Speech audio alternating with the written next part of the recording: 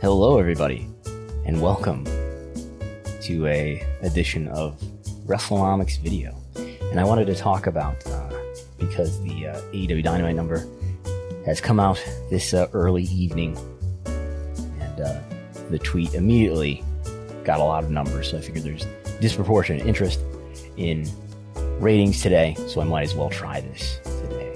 I want to go over the facts first of what the numbers are that we've seen this week, because we've had the first full week. Well, it's not a full week yet, but we've had a Friday, a Monday, a Tuesday, for what it's worth, and a Wednesday of ratings. Now, with fans back at full capacity for the first time since the pandemic, since March 2020. And we have some numbers, and I want to talk about a few questions that often come up at times like this when there's disproportionate interest in ratings, and maybe some new questions as well. We'll go over some WWE catastrophizing, I think, too. So first, the numbers are this past Friday, and for those watching on video, you can see the 2.3 million viewers that WWE Smackdown did. Compare that to the previous week. Again, this is the first week with fans. Compare that to the previous week where they did 1.986. 1.9, just about 2 million viewers. 1.861 the week before that. So about a 20 to 25% increase. And in fact, if we scroll over here on the Wrestlenomics spreadsheet, it'll tell us, compared to the median of the last four, this was a 17% increase in total viewership, a 29% increase in the key demo of 1849. An even bigger increase among adults 18 to 34, though. So, a lot of young people tuning in, who usually don't tune in those numbers for the first Smackdown back on the road in Houston. And then we had on Monday, Raw in Dallas, right? Yes, Dallas. The pay-per-view is in Fort Worth, and this one in Dallas. The final weeks of the Thunderdome doing 1.6 million viewers. Week before that, the all-time low of 1.427 million viewers, just under 1.5 million. And the week before that, doing just over 1.5 million, 1.57 million viewers. So this week, though, this past Monday, 1.923 million viewers, 1,923,000. Right in the range that I predicted. I called my shot, like the babe, as Andrew Rich said. I predicted 1.90 and it ended up being 1.923. So because usually what happens when there's a heavily hyped episode of Raw, like a Legends Night or something like that, we see a 20 to 25% increase. And what we saw is a 20% increase in total viewership, 21%. Versus the median of the last four. 35% increase in 18 to 49 and a 16% increase. So not this huge young spike that Smackdown got, but 16% up in 18 to 34. So, and then we have, well, let's talk about NXT, sure. Over 700,000 viewers again, just as was last week. It's almost the same. 4,000 more viewers watching this week than last week on average. Better than this Great American Bash episode of 654,000 viewers. So, better than I would have expected for NXT. And maybe this is due to, as I wrote, to some downstream interest, that NXT caught here because of the increased interest this week from SmackDown and Raw. And then we have, finally, AEW Dynamite, last night on Wednesday night, doing 1.1 million viewers, 1,100,048. Wait a minute, no. These big numbers are so hard to articulate. 1,148,000. There we go. That's what they did. They did just barely over 1 million last week, 1,025,000. And then for these first 2 weeks back on Wednesday after they were preempted for 4 consecutive weeks, where they did in the high 800,000s.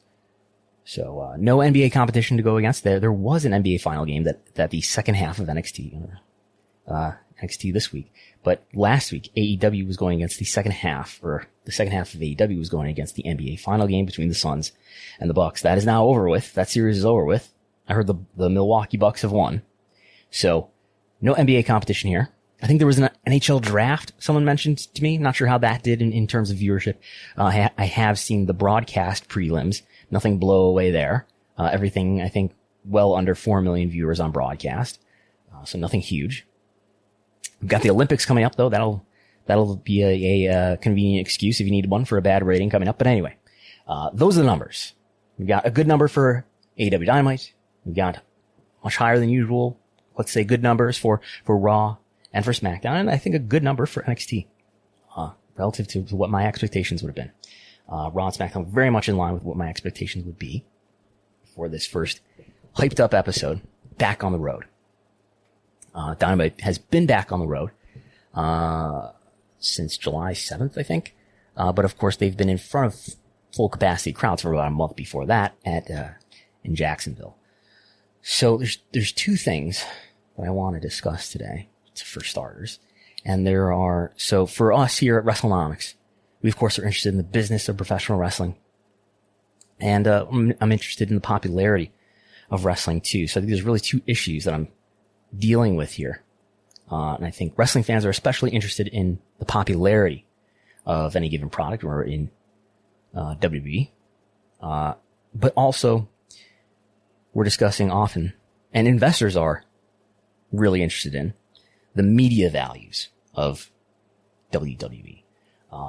So those two things are not necessarily, you'd think they would be strongly related.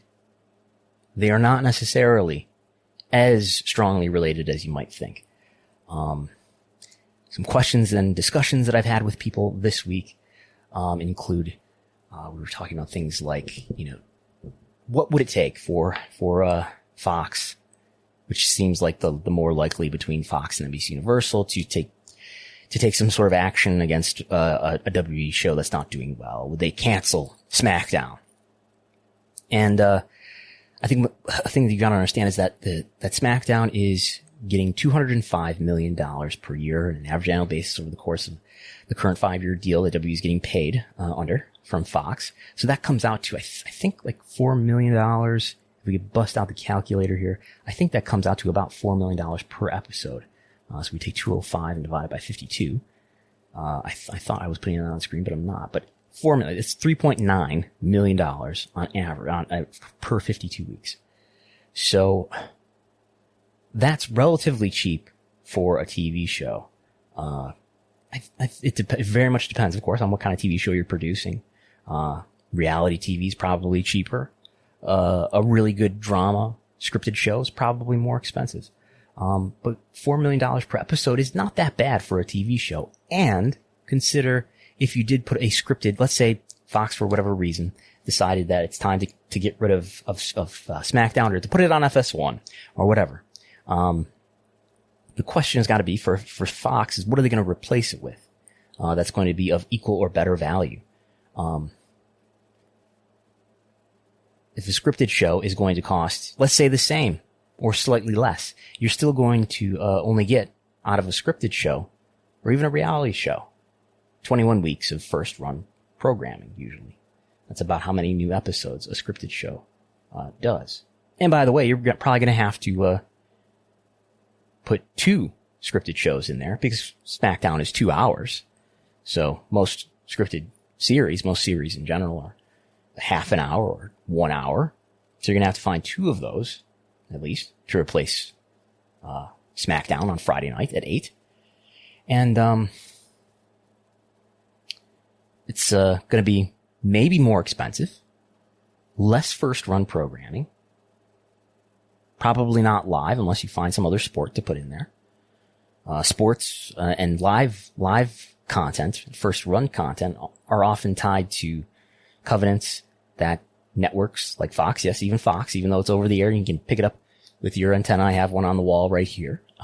Even though I can pick up Fox 29 here in Buffalo right over the air, Fox is still selling a carriage fee to cable systems and satellite systems to carry Fox on their systems so that their customers don't have to use the rabbit ears.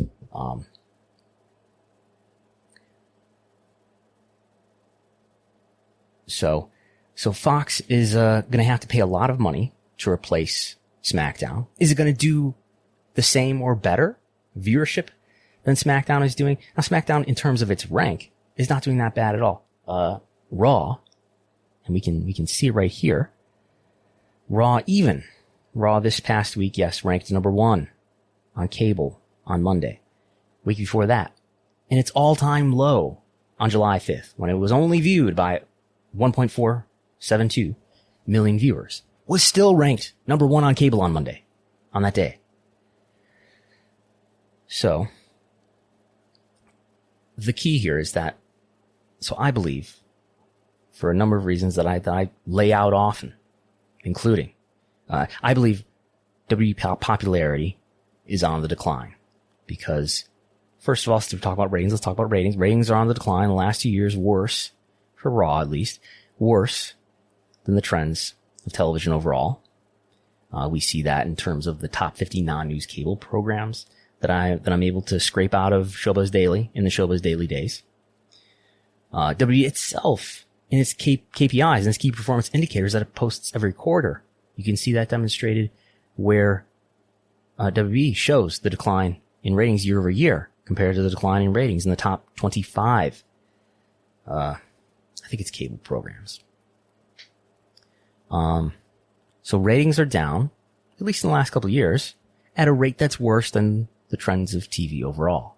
And then you've got the pre-pandemic trends that we saw for a number of years, starting around 2017, where you see declines in ticket sales, you saw declines in merchandise sales, you saw declines in Google web search, both worldwide and in the US. So WWE popularity on the decline. And I believe WWE popularity will be on the decline for the foreseeable future because Vince McMahon is in charge of creative and the product isn't engaging fans to watch it more. It's encouraging fans to watch it less.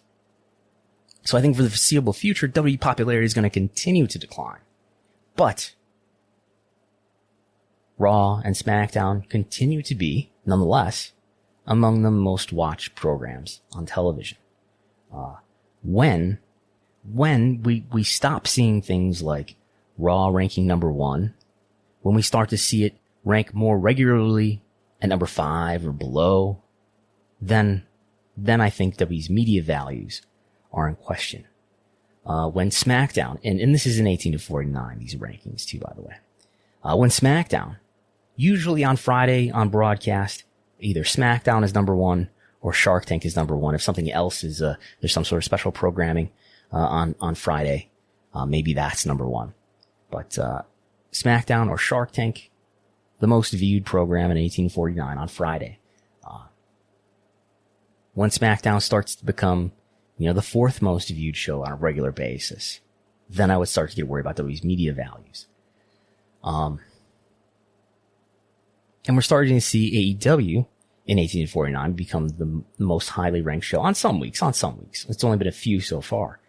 The most highly ranked show on cable on Wednesday, on the day that it airs. And then from that, I think you can make the argument that, well, okay, AEW is getting $44 million per year. Another program like SmackDown, that's of equal length, 2 hours, is getting $205 million per year. That's roughly 4 times as much money as Dynamite gets. And Dynamite produces half of the viewers. So SmackDown produces twice the viewers, gets 4 times the money. If we look at 18 to 49, where is 18 to 49? Let's say in these last 5 days or so, 575,000 viewers. By the way, that's their 5th highest, 1849 ever. Of course, the key demo is the only thing that matters. So this is their 5th highest ever. Pretty good. The highest since the December 9th, 2020 episode, but I digress. 852,000 viewers in 1849. Week before that, 625,000 viewers in 1849 for SmackDown. So, pretty close in 18 to 49. I don't know how the media executives, the people who hand out the money and make the contracts, will weigh 18 to 49 versus P2 plus. I've been told that in WWE's negotiations, they have discussed, the viewership, both in terms of 18 to 49 and total viewership. But I know Turner, and AEW, they only care about 18 to 49. I have a feeling, though, if AEW ever wants to leverage another player, they may care about not just 18 to 49, but maybe total viewership as well, because that represents, no matter how old they are, it represents subscribers, and those subscribers, most of them are probably not going to die within the term of the contract. Anyway, AEW doesn't have half of the 18 to 49 viewers of Raw or SmackDown. It's very close. It's about 200,000 off, 300,000 off. Sometimes closer. Sometimes you've got comparisons that you can make where here in this week, 575,000 viewers, is more than 2 weeks ago for Raw. More than the week before that for Raw, and the week before that.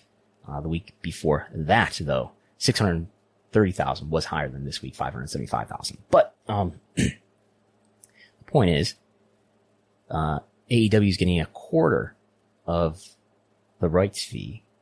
AEW does not just get rights fee. I think there's an ad revenue share included in their compensation still as well. But they're getting about a quarter of the value, despite, what is the math here? Let's take this week because it was to be conservative, because this is a really good week for SmackDown. 575 divided by 825 is 67%, 2/3. If they're getting a quarter of the value, but producing 2/3 of the viewers of SmackDown. So anyway, there's a great argument that AEW is way undervalued in terms of their TV rights values, and they would be due for, I think, an upgrade of multiples probably by the time their contract is up. Their contract will probably end in December 2024. Renewal probably happens well before that, maybe a year and a half or a year before that. So I think they're due for a big upgrade. And I think as long as Raw and SmackDown remain highly ranked among other programming generally, as much as some fans may be willing for the catastrophe of WWE, this is different than WCW, and it's different than other promotions that have perished in the past for a number of reasons. We're in a different media environment now. And I feel pessimistic that WWE's popularity is going to do anything but gradually decline. But I feel optimistic that the most popular programs in the world, in U.S. media, are going to continue to be highly valued by either traditional TV networks or maybe eventually by streaming or digital players. Because even though the world is getting more and more nichified, the most popular things are draw a smaller and smaller audience. Let's take the Super Bowl this year. Did one of its smallest viewership numbers ever. The most popular, the biggest audiences that you can find are getting smaller over time, I think is a way to put it, even despite the fact that the U.S. population is of course growing. Just because there's this diversity of options and this diversity of media, everything from hardware to all the different streaming platforms that you can use and watch content on. You can do gaming. You can look at your phone, as Nick Khan said. Some people just sit at home and text. We're competing with all of it. Reed Hastings from Netflix says we're competing with sleep, which I think really means that we're trying to make people addicted to our content. But anyway, I digress. So the most popular programs, the biggest audiences continue to get smaller. Does WWE's popularity decline to the point where finally it does slip out of being among those most popular programs? Then things get serious and bad for WWE, but I don't know that that's going to happen.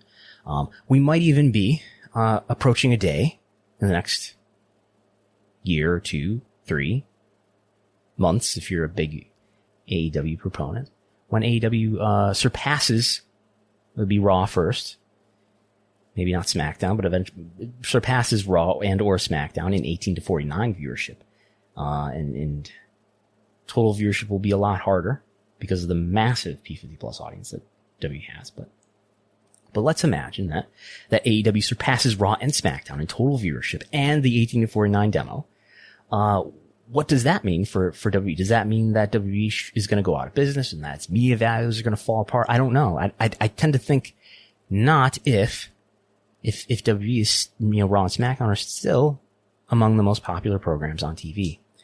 I think as long as Raw and SmackDown remain ranked the way they are, and even though their viewership declines over time, I'm somewhat optimistic on the outlook that WWE is going to get a moderate increase in TV rights. Meanwhile, AEW gets a TV rights value per hour and per viewer that's closer to the rate that WWE gets. I think those are the things that I wanted to talk about. What's driving ratings? Someone asked me this week. And there's obviously two things driving ratings: the return of live fans and the return of long absent stars. And I think that the novelty of fans back at full capacity will immediately diminish from this point forward. We've seen one Raw and one SmackDown with fans back, and that's not going to be new next week, or this Friday in the case of SmackDown.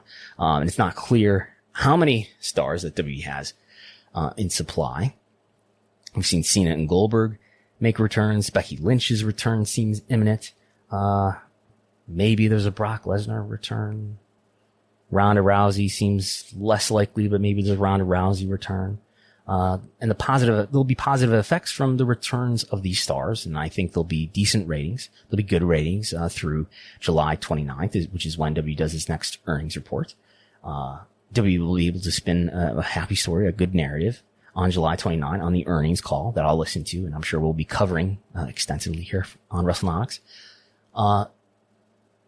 But by SummerSlam, I think within a couple of weeks from now, the middle of August, and if not by SummerSlam, then certainly by September, certainly by the time that WWE has to go up against Monday Night Football, which is I think, the second week of September, which usually takes a 10% bite out of Raw's viewership.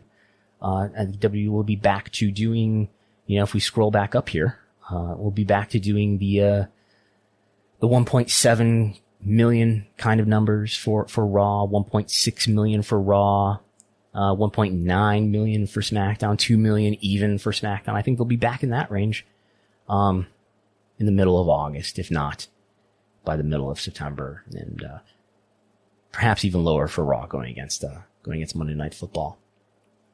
And investors have been led to believe that WWE was just waiting for the return of live fans. It's a excuse that Vince McMahon has raised on at least one earnings call that, we don't have our fans, and that's why ratings are the way that they are.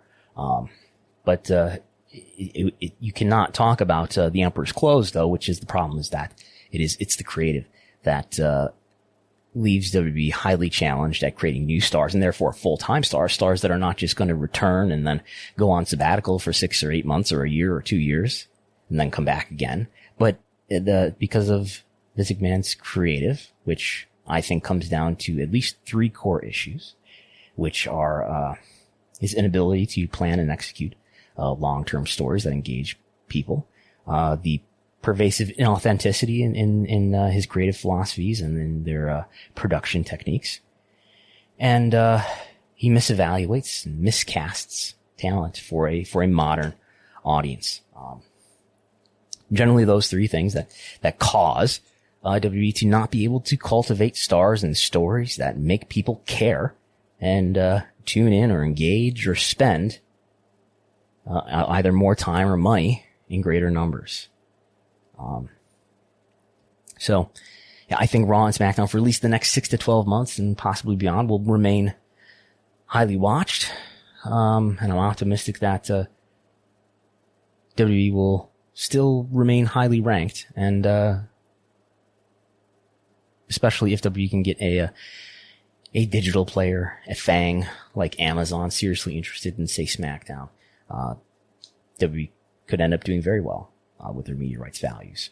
But if they do slip in rank, then the attractiveness of those media rights values will drop precipitously. But there's no trend informing me, anyway, that that's going to happen. Maybe I'll scrape Spoiler TV soon and pull out some data to actually quantify that and show that. And we can show that for Raw as well, because we basically have that data for Raw for cable over time, thanks to Showbiz Daily rest in peace. Yeah, I think I've said everything that I meant to say here. Thanks for listening. We will be recording another edition of Wrestlenomics Radio on your free feeds this Sunday. You'll probably have it available to you by Monday. And we'll be covering next week, the Thursday, WWE Q2 earnings report, covering the period from April 1st, 2021 to June 30th, 2021, with comments at 5 p.m. Eastern from the likes of the chairman, the CEO, the head of creative, the Class B shareholder, Vincent Kenny McMahon, and his friends, WWE President and Chief Revenue Officer Nick Khan, WWE Chief Financial Officer Christina Salen, and WWE Brand Officer Stephanie McMahon, all on the lineup once again. The Big Four, 5 p.m. Eastern. We will be doing an emergency Wrestlenomics later that evening. That will be just for patrons. You can read all of my reports on the Patreon. And I will be doing I've scheduled to do another talk with John Pollock for Post Wrestling later next week as well, after the call the following day. So thanks to everybody for listening. Hopefully this was informative and made sense. Talk to you next time. I'm Brandon Thurston.